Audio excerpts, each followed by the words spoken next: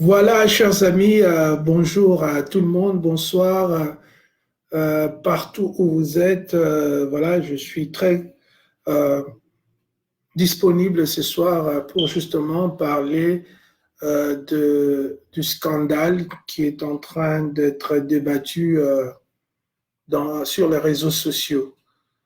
Voilà, il y a un moni, bisodoaba, homme politique, toza bateau, toyaka, kokota la makambu, pour guider le peuple vers la vérité. C'est très important, Boye Baka, Moussala ya Moko na Moko. On n'est pas là pour ça la polémique, mais on est juste là pour koyeba kopesa la baninga nzela. Po bato mosusu bazomona makambo elekaka na Congo tozolinga obongisa bazoyeba te ke profondément esika nini tozali bazoyeba te pourquoi peut-être mboka na biso ezokende mosika te, mboka na biso eza toujours na baproblème, mboka na biso ezokoka kokende mosika te, c'est parce que toza na baproblème mosusu oyo tozomona na baproblème mosusu oyo ebatami na nsima. Et tous ces problèmes-là, il faut tozala na capacité ya kolobela yango, ya koyeba mpona nini. Et je pense que lelo soki mboka na biso eza occupé, mboka na biso bapaya baregnaka, mboka na biso mabe ezali mpe parce que tozalaka déstructuré en tant que nation, bafamille déjà esi ekabwana, babondeko esi ekufa, lokoso ekota, yango bokomona baexemple oyo tozomona biso banda oloba kala ke totika makambo ya bareligion lokuta, totika makambo ya kokumisaka bato nsima soki moto yango alakisi biso véritable face na ye tokomi kokamwa, totika makambo ya bilandalanda parce que tozolanda biloko et en réalité tozomona ke oyo tolandaki eza oyo tomonaki te. Mes chers amis, tout le monde est au courant qu'il y a des photos, il y a même des émissions, des émissions, mais il y a une émission particulière qui a été faite par notre compatriote Peniel, qui est l'ex-épouse, il y a un musicien Moko, habité sur le mot chrétien, et aussi Mbaponaye, musicien Moko congolais, aye mbaraming musique chrétienne. La musique est chrétienne, mais il y a mon tuto habité sur Kazana identité. Ebimaki, oyo ezoko lakisa, violence. Moto akendaka na l'église chaque dimanche, moto oyo asambelaka salaka ba spectacle lokwa ba congolais balingi makambo nzambe ezala na ba spectacle olie ezala na vérité. Moto asala ba spectacle tomoni dimension oyo abetaka mwasi na ye. Je pense que bana mibale ata bazobuna mibale babetanaka makofi ndenge wana te. Donc on a vu une version de Mike Kalambai, un homme sauvage, brutal, et vraiment, et puis Babylon connaît il y a vie na privé d'infidélité, na okota na mouvement militaire parce que na évité ce qui qu'est-ce qui est vrai, qu'est-ce qui est à peu près, qu'est-ce qui est beau, mais azana vie oyo bateau balandaka ye, au bateau basalaka comme on a 10 millions de vues, 15 millions de vues de Facebook, peut-être mona biloko ndenge wana te. Donc vraiment tozomona lokola mutu moko azali na deux vies, vie moko boye ambianceur, boye escroc, kozwa mukanda ya mwana muke yango na bafille nyonso bazobotama na poto ubie baya bana mike soki bamoni Mike Kalambai wana bata théâtre bato mosusu baconsidéra bango lokola bastar au sens occidental, c'est-à-dire que bato moko baza na bacarrière baza payé baza na babi ya bien. Or ya biso ya Congo ce sont plus des escrocs oyo babatamaka derrière babiloko wana mpona kocible bana mike oyo bakoli na poto bazwa bamikanda babengisa bango et tout ça. Et le mal est grave. Le mal, il y a un sabino ezali politique. Le mal est grave parce que tant que mboka ane uzalaka ya kolala nengwana économiquement, moralement, tolo babo, to benga mutu violeur, oh bozo benga violeur. Donc Congo, na Congo, et même aujourd'hui, vous voyez, il y a certaines personnes sur Bazo, il y a toujours qu'au défendre ndeko wana après komona ba photo ou bien comment koyoka ba remarque ex-femme na ya sali ndenge ya mode na ye ya vie mais bato mosusu pona bango vie wana surtout bato bauti pe na vie wana oyo baza ba idolâtre bakokaka te kobima eloko so balobi te eloko eza mabe il faut kobima nango mais bato mosusu baza toujours kocontinue kokroire na bato ya lolenge wana. Alors c'est ça. Nous parlons justement de cette affaire Peniel et Michael Hamel pour vous montrer à quel point notre société, notre anthropologie, notre culture est koya. Tous en a battu au baebi sous ma peine à malamuti. Donc mutu akoki ko kosa amouré à mutu pona mukanda. Mutu akoki ko sala boy pona mbongo kaka. Et quand vous écoutez cette histoire, vous voyez que il y a eu 3 types de violences. Moi, la mention la Saki, violence physique, au bêta, au finga, non, plutôt physique, et je pense qu'il y en a 4. Violence verbale, au ganga, violence financière, au pimela mbongo, au linga, au contrôler à partir de mbongo. Et puis, 4e violence, eza psychologique, donc on a contrôler biloko nyonso etali à mon amation. Donc toutes ces histoires pour Moniango et Tozako déplorer. Et c'est pourquoi vous avez vu, j'ai lancé un message au nom de tous les hommes congolais pour demander pardon à nos dames, à nos Congolaises, à nos femmes congolaises, pour dire que nous ne sommes pas d'accord avec ces compatriotes, nous ne sommes pas d'accord avec la violence, nous ne sommes pas d'accord avec le contrôle, pour contrôler Bassi, pour la mambongo, pour contrôler Bolingo, au monta comme esclave, tout ça d'accord, et on te fout comme il ma maman congolaise, Nyosbo, Kanganga, Olivier Boulia, tout ça, Nibino, Bolimbisi. Biloko belé tozo sala ya mabe biso mibali ya ba congolais ba infidélité ba lokuta ba koboma ba kosala bobanini c'est parce que tomoni yango na génération passée bon mona ba parents mingi ya génération passée c'est très rare okuta na papa moko congolais oyo azaki na vie moko ya vérité au monde a toujours kolinga ko menacer ba maman partir mbongo parce que les femmes la Congo mingi bazako salate alors il fallait qu'on contrôler bango par mbongo non soko sali boete na osala boete soko sali boete et tout ça nous avons tous de manière sporadique na ba famille belé na Congo donc ba garçon ya ba congolais lelo ba yebi vraiment comment ko vivre bien te ba yebi te comment kozala honnête combat et puis tozana ba ego moko ya minene oyo ezo sala que parfois quand tozo mama be tozo kanisa eza malamu parce que c'est pour na comme riche c'est pour que ba na comme la succès bandimanga na sala boy et en dépit du fait que tozo sacrifier ba relation na biso ba connaissance na biso ba nyos donc c'est un peu une approche égoïste ya vie. On est quota biso na makila même la politique bomoni moto mombazo ça la politique basi baza en Afrique du Sud yaza na Kinshasa donc c'est à dire que pendant 6 mois il est seul à Kendarane Bachetemba. Regardez au Parlement lorsqu'on nous montre des vidéos de gens au Parlement souvent nous voyons des gens qui sont en train de dormir c'est à dire que parlementaire moro ya ba ambianceur ba yara ba 5h du matin à 8h na parlement pongi ayoko débattre. Il y a un peu mingi baya kawana au monae asali législature mobima mais azwa ta parole malamote tout ça c'est parce que to outi l'éducation na zolo bawana to outi baton soso ba papa bazali na 5 femmes na kati ya ndako moko. Comment voulez-vous un homme comme ça qui a grandi son père à 5 femmes dans une maison ayeba ndenge nini ya ko respecter baton soso. Donc, c'est un problème qui est profond.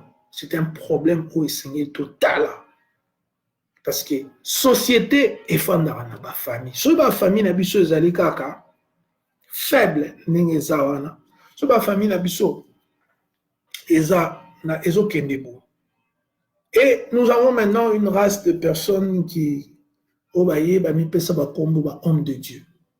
Encore c'est pire parce qu'ils sont en train de faire des bêtises tous les jours, mais ils continuent à croire à leurs propres bêtises. C'est ce qui est encore dommage. Donc, Batumoko Boye, Baza la vie à l'Okuta, Baza Besro, Baza Nini. Mais on leur dit que voilà, ou Bozo Salano, Bozo Swabambon Wabatu, Bozo Kosa, Bozo Salabou, Bazo Sabon, Balini Namango Yokati.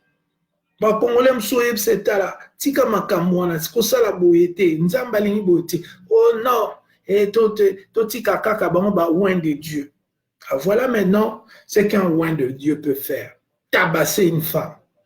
Ko ceinture, ko bétailler, ko brutaliser. Et puis elle était enceinte. C'est-à-dire que ce total on a ndengue à droit, c'est comme 2 tentatives de meurtre parce que Ezaki, ceux qui peignaient la koufa, qui a le koufa na mwana. Alors, il faut zalavement mobile, il y a imbécile, il y a bololé, il y a sans scrupule, il y a moté mamabé, au comme appelle au fin de l'oba. Oh non, mais au moni, au quoi justifier.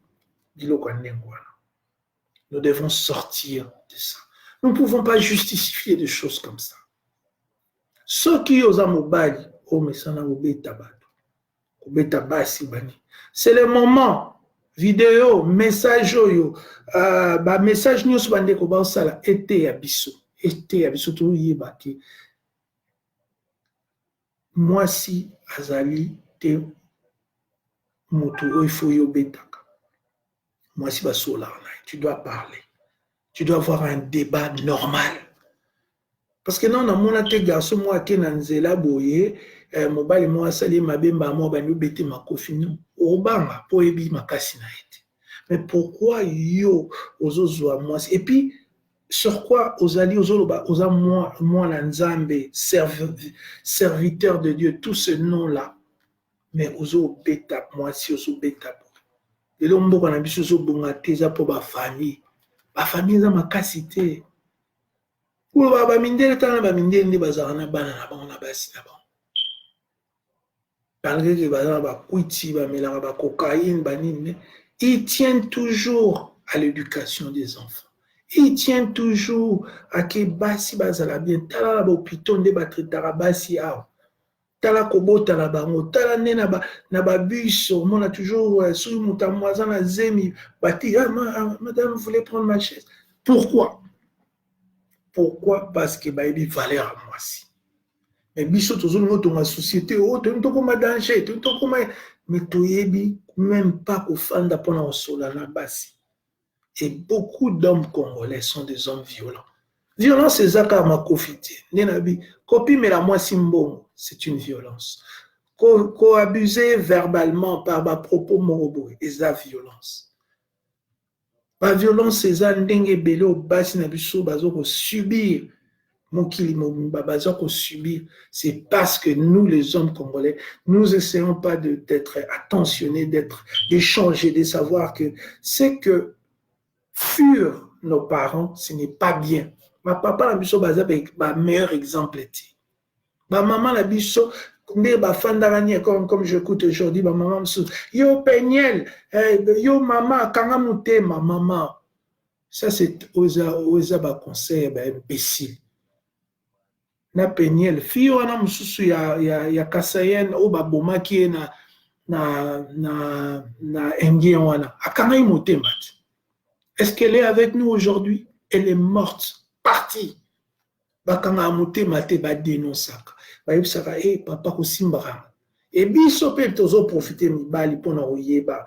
Non, nous devons dire non à la violence. Nous devons apprendre à débattre avec nos femmes. Nous devons apprendre à les respecter. Nous devons apprendre à savoir que seul le dialogue, dans le respect mutuel, il y a mon négo ça la relation à makasi. Et ça va gifler. So beti moto gifle nini. Ozolingani, o humilier physiquement? Non. Mike Kalamba est acteur. Bilo msuto koti te ben vitel. O akoyabo. O nana sala na sala ngote mais bato musu ba beta basi na bango mais ba bamba bango ba singate. Alors il faut comparaison n'est pas raison. Tout ce que nous disons à nos frères que tout changer mbolo. Lokola pe événement oyo et ne débit mbula. Tika ke mbalo tout changer. Tout kotisa dialogue na mboka na biso. Pas de violence. Les violences, c'est les gens comme Kabila, les dictateurs. Ils arrêtent des gens, ils font tuer des gens, ils font des trucs bouillés. Violence, c'est ça. Bateau, bazo keneko, raqueté, bateau bambongo chaque dimanche. Oh, nzamba ropesa, nzamba ropesa, nzamba ropesa. Nzamba pesa rana musala, apesa rana place mususute. Yoso mona place mobo, ke osambeli mingi mbongo ebimi. Kosambela ezali pona kokumisa nzambe eza pona mbongo ebimati mbongo ebima na kayu courage banini au voyageaka un des temps tozali bana miki omona bagarso moko bazoya bato obenga bango bana sefa bakenda sefa omona bake basombi ba savon basombi ba pomme de terre basombi ba biloko ya ba Brazzaville wala baye nango bakoteka na Kinshasa. C'est comme ça que bato wana nde mingi bakenda pe ba protokala.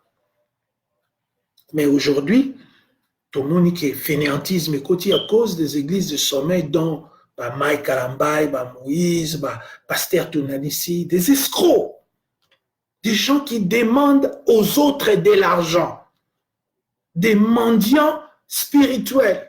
Moi, la nzambe lokola ngai na kosenga batu mbongo te pona sala ngoni.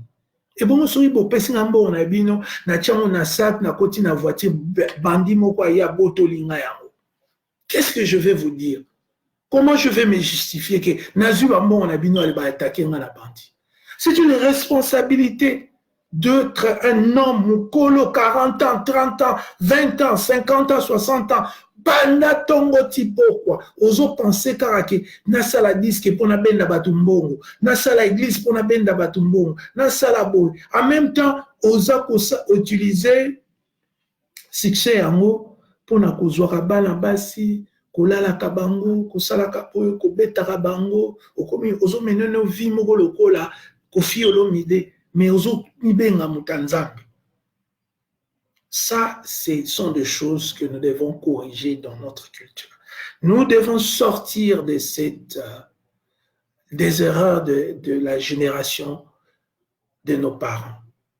Biso toza na chance ya corriger. Moi, la nyonso azali so papa nazali pauvre aloba, ngala ozala pauvreté. Soki maman nazala ka mobulu ndumba, moi je veux pas être comme ma mère. Soki papa nazaki abeta rabasi asala ka boyer, akena pa basi azali gigolo bani obi non, moi je ne veux pas être comme mon père.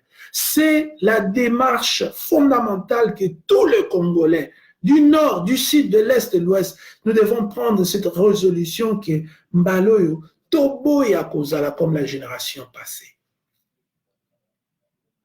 Tokoma bato dialogue. Tokoma makambato balingi batonga.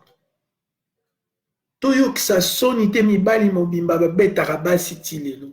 Et il y en a qui se demandent, on a nini basi babengalaka mibali na poto, mais c'est normal. Ndako banda kwa mike ya poto, ezalo kwa banda kwa bandal. On siko bofana na mutu moko bobeta na makofi na ndako ya bandal mais boko bomanat so ezalata ba villa mais ça va bon on a 8 chambres 3 salles 5 salles de bain mais banda mike bitumba bosala vous allez tout casser. La preuve, quand il y a des bagarres dans les familles en Occident, il faut qu'elle ait au moins bébé au TV koyaki au moins des cas parce qu'il n'a pas ça. Donc tozwa connaissance. J'espère que cette vidéo vous arrivera. Botika kobeta basi na Congo. Botika. Botika bamisusu babuka basi maboko, babuka bango makolo, batobola bango balisu, kaka na babitumba wana de bagarres conjugales. Batumususu batika na ba infirme tilelo. Alors, biso, otolobi, toza, bato bolingo, bato Congo. Nous ne pouvons pas encourager des gens comme Mike Kalambaye. Mike Kalambaye, tu dois demander des excuses à toutes les femmes du monde, et les Congolaises en particulier, et aussi à biso mibale, biso soni. brutalité en ndenge et puis ba chrétien o biso nyonso tozali chrétienté toyebi ezalaka likambo ya tempérance. Un chrétien c'est quelqu'un qui marche na tempérance, c'est-à-dire quand te na osala tempérance il faut ça. Donc maîtrise de soi. Mais ils ont la maîtrise de soi, tous ont mis bien un peu pasteur, les autres là. Pourquoi? Ce sont des bandits qui ne sont pas à leur place. C'est ça aussi le grand problème de la RDC. Beaucoup de personnes font des choses qu'elles ne devraient pas faire. Beaucoup de personnes ne sont pas à leur place. Beaucoup de personnes mentent, elles veulent se faire passer pour des choses qu'elles ne sont pas. Yango no moni mboka na biso ti lelo ezotonga te bavoyou baleki bavoyant tout le monde aye mais tu sais Dieu tu moi français oyoka pe baso bana biso ba congolais biso moko baso ba oyoka oyoki pasteur atunasi un brigand, quelqu'un qui en veut à vos familles, quelqu'un qui vous raquette, qui veut votre argent, même s'il parle de Dieu. Eza lokuta évangile ezara roté kalté eza biloko fele. Bazo raqueter bino à gauche et à droite. Bazo yebisa bino makambo o eza vrai. Mais bozo continue kolanda. La preuve, eux-mêmes, regardez comment ils vivent. Des sauvages. Ils tabassent les femmes. Bakabarate parce qu'il faut basomba ba voiture, balaksa batouke, o babengaka de manière erronée élévation. L'élévation, il y a une élévation. Tout ça dans le domaine spirituel, bino beaucoup m'ont compté maramba bambongo bolobi élévation. Élévation, zali tango nzamba roya ozabisu to kene ufana na royaume de cieux. Alors chers amis, pour la Congo, vous soudez ma relation na bino. Boftika kofinga basi. Soit moi si na niveau miso akayo moko. Soit moi si na niveau zo ba camarade na yo. Soit moi si na niveau ozwaka bandeko na yo. Moi si aza ennemi na yo te. Soki oza d'accord na été expliquer pourquoi oza d'accord te. Mais ko beta été. Ko bamba e verte, ko bamba e mbelite. Je sais que bilo nazoloba ezali nouveau pour la bateau sous parce que bateau sous non bah moi s'il faut corriger bon mobile na ba bêtise tout ça la na corriger rabiso. Arrêtez de toujours se voir au-dessus. Arrêtez de penser que yonde ozo mériter respect. Non, respect zara ya handicapé, ya ba mona ka ba aveugle, ba nibo mona on a poteté toujours parking à handicapé zalaka. Parce qu'ils sont respectés. Même si ils ont monaté à retour dans mon l'accent place ni handicapé. Donc c'est le même respect au lingi ni bali ba congolais bo banekotia par rapport à Bassi. Débat. Ce mois-ci à lobby débattre. Le bas point de vue na yo. Zala précis na idée na yo. Zala précis na argument na yo. Mais une gifle n'est pas un argument. Ben insulte est argumenté. Copie malambo est argumenté. Les alignes de violence. Oh, il y a un autre qui dénoncer. Alors je vais finir par dire à tous mes frères congolais. Je ne voudrais pas que je me répète. Et c'est d'ailleurs la dernière vidéo que je ferai pour parler de cette affaire. C'est pour nous dire qu'il est grand temps que nous grandissons. Il est grand temps que nous changeons. Il est grand temps qu'il y ait une rupture entre la génération, les comportements générationnels de nos parents et les comportements qui sont sains. Dans le sens, il y a sanité. Nous devons adopter un comportement asika. Respect, dialogue, amour, tempérance. La colère n'accomplit jamais la justice de Dieu. Tant qu'on a kanda des jours comme ça, makamobo et salati. Tant qu'on a kanda au rosa berreur, moko ko regretter vina au monde. Tant qu'on a kanda, tu vas dire des choses au esabiente. Tant qu'on a kanda, y a un Mike Kalamba, y a kanisi que makambo nyonso esilaka na makofi ye entre guillemets mwana nzambe. Tout changer. Voilà, c'est ça mon message d'aujourd'hui. Je vous remercie pour l'attention et je pense que toye kolibiso nyonso tokozala suro tozalaki te tokozala siko bato ya tempérance bato ya dialogue communication. Quand tu es déjà dans la violence, il y a une communication verbale les a coupées. Quand on commis déjà aussi mi eboka aussi mi mbeli aussi mi mundu qui tiré, il y a que ozo commis tungela nzela ya prison. Et basio bazo mema mibali na prison pour na ba acte de violence répété. Baza la raison. Arrêtez de penser que moi la batou ok nako pala ena so ina bantaba banini donc azende sko moto yo ozwi kompe tabako ba ya kobuka emiku abani mais non. Bato bayaka na vie na biso po to sa force. Bayaka te pona tokoma ko détruire bango. So moto na ndako na ye mieux vaut à la pauvre place à Zalaï kaya na ndako a richesse o babuka bato bambeli babeta bato na ba ceinture tout ça. La violence na poto kutu boyibi c'est grave so ok prison ou bien ok kosamba makamba violence et continue à record na yo okozo misala msuzo sala soute ba olingata ba ozwa uta. Donc faites attention, réfléchis 1000 fois avant de lever ta main droite au bêta-moi-sinaï. Réfléchir. Est-ce que vraiment la seule chose est qu'on résoudre contentieux, problème, est-ce que les kofiana yo kangi mai kalambai? Est-ce que les kofiana yo ko kangela on a mukuse na ona ko gumba yo? Donc c'est à dire que ce n'est pas ça, la violence. La violence, les seules institutions qui ont le droit d'utiliser la violence, c'est la police, c'est l'armée, et c'est tout homme ou toute femme en cas de légitime défense. Tu dois te défendre, l'usage de la violence est permis. Mais violence, c'est Zarananda Kuti. Sokolini momite tikaya kinde. Tikaya kende. Soko Monique a embarrassé. Tikaya kende. Voilà, on a su qu'il y en a vraiment, que Dieu vous bénisse. Et Congo qui est liboso, to soudé ba relation na bato, to soudé to longola puso ba bomona ke fondation ya lutte na biso ko makasi to telemisa Congo et Congo kozonga nesika otolingi zonga. Ndeto suka ka tout droit la canaille. Mama Peñel lokumu na yo basi bele basepeli ba bio sungi bango Mike Malamba, tu es un déshonneur na bité ke vino suka ndemwana un petit pardon pour l'exaque pour ça bon mot.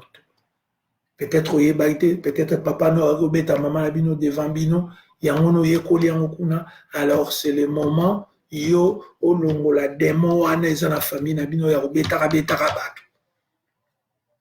Tabako mobengo Mike Tyson. Kobeta kabasi. Ce n'est pas bon. Alors voilà na sisi wana Olivier Bolia tout droit na kanaï ou le baniniti.